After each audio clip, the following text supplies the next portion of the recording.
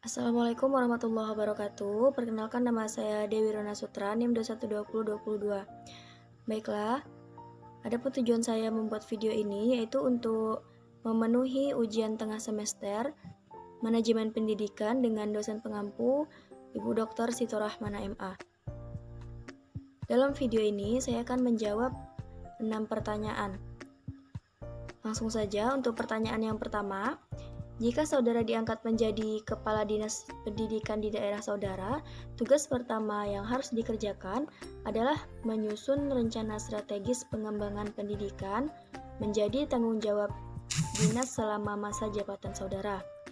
Jelaskan secara rinci dan lengkap langkah-langkah strategis apa yang akan Anda lakukan dalam membuat visi, misi, tujuan, strategi, program pendidikan, dan sasaran pendidikan.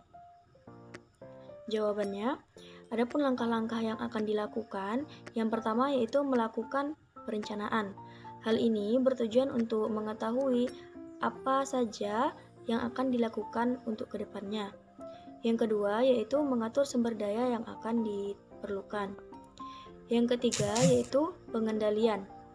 Hal ini bertujuan untuk mengetahui apakah visi, misi, tujuan, strategi, program pendidikan, dan sasaran pendidikan sudah terlaksana dengan baik atau belum. Untuk soal yang kedua, sejatinya pendidikan bertugas untuk menyiapkan peserta didik agar dapat mencapai peradaban yang maju melalui perwujudan suasana belajar yang kondusif. Aktivitas pembelajaran semakin menarik dan menyenangkan, sehingga proses pendidikan menjadi lebih aktif dan kreatif. Lalu, bagaimana seharusnya sistem pendidikan nasional yang sekarang ini diterapkan dalam konsep pengembangan negara dan bangsa Indonesia? Jawabannya, sistem pendidikan nasional harus bersifat dinamis, fleksibel, sehingga dapat menyerap perubahan-perubahan yang cepat, antara lain disebabkan oleh iptek. Selain itu, sistem pendidikan nasional juga harus melakukan pembenahan dan pembaharuan. Soal yang ketiga, pengembangan profesionalisme guru menjadi perhatian secara global, karena guru memiliki tugas dan peran bukan hanya memberikan ilmu pengetahuan dan teknologi saja, melainkan juga membantu sikap dan jiwa yang mampu bertahan dalam era hiperkompetisi. Tugas guru adalah membantu peserta didik agar mampu beradaptasi terhadap tantangan kehidupan. Pemberdayaan peserta didik meliputi aspek-aspek kepribadian, terutama aspek intelektual, sosial, emosional, dan keterampilan. Nah, bagaimanakah cara guru dalam mewujudkan kualitas pendidikan yang bermutu untuk peserta didiknya agar menjadi pribadi yang berintelektual, hebat, tangguh, dan mandiri? Jawabannya, dalam hal ini guru harus melakukan pembinaan kepada peserta didiknya. Selain itu, guru juga harus menyediakan kegiatan pembelajaran yang kreatif dan inovatif untuk mendorong peserta didik mencapai prestasinya. Hal ini bertujuan agar peserta didik mampu mengikuti proses belajar mengajar dengan baik dan menyenangkan. Soal yang keempat,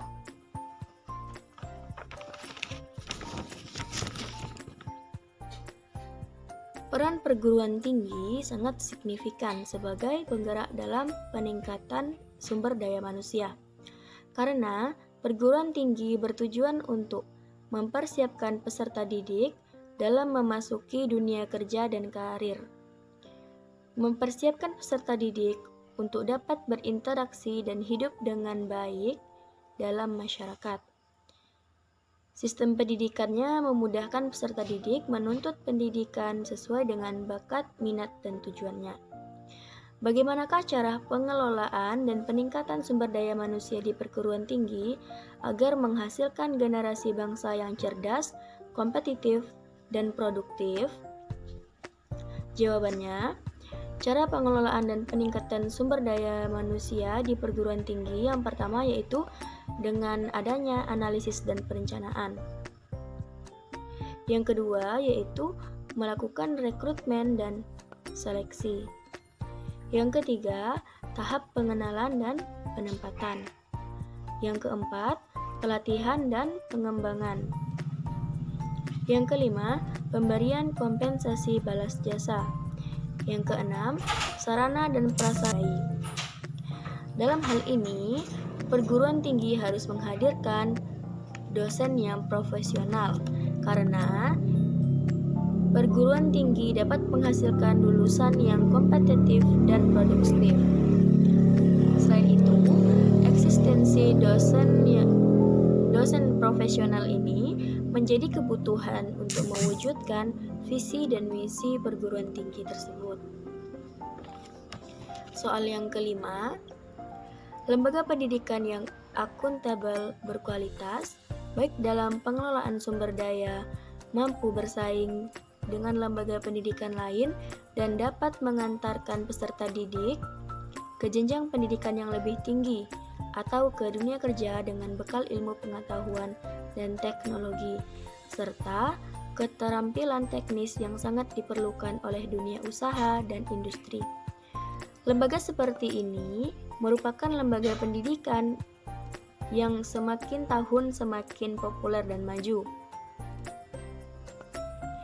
baik jumlah siswa maupun kualitasnya.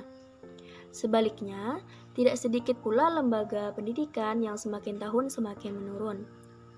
Hal apa yang harus dilakukan oleh pengelola lembaga pendidikan untuk menciptakan lembaga pendidikan yang baik dan bermutu yang memperhatikan dan memenuhi harapan dari semua pihak yang terlibat dalam lembaga pendidikan?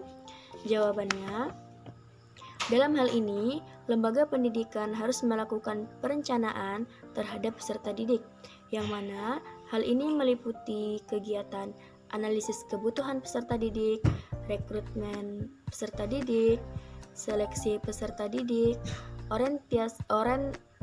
orientasi peserta didik, penempatan peserta didik, pencatatan dan pelaporan peserta didik. Soal yang keenam,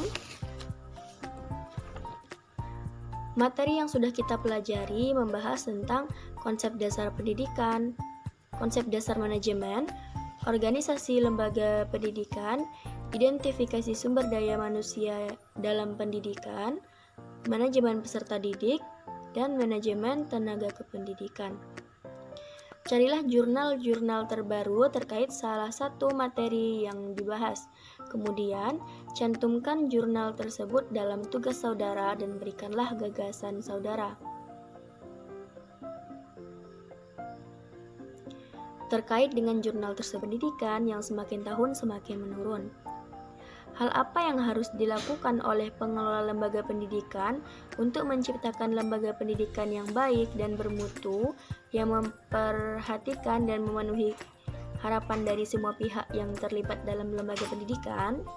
Jawabannya, dalam hal ini, lembaga pendidikan harus melakukan perencanaan terhadap peserta didik, yang mana hal ini meliputi kegiatan analisis kebutuhan peserta didik, rekrutmen peserta didik, seleksi peserta didik,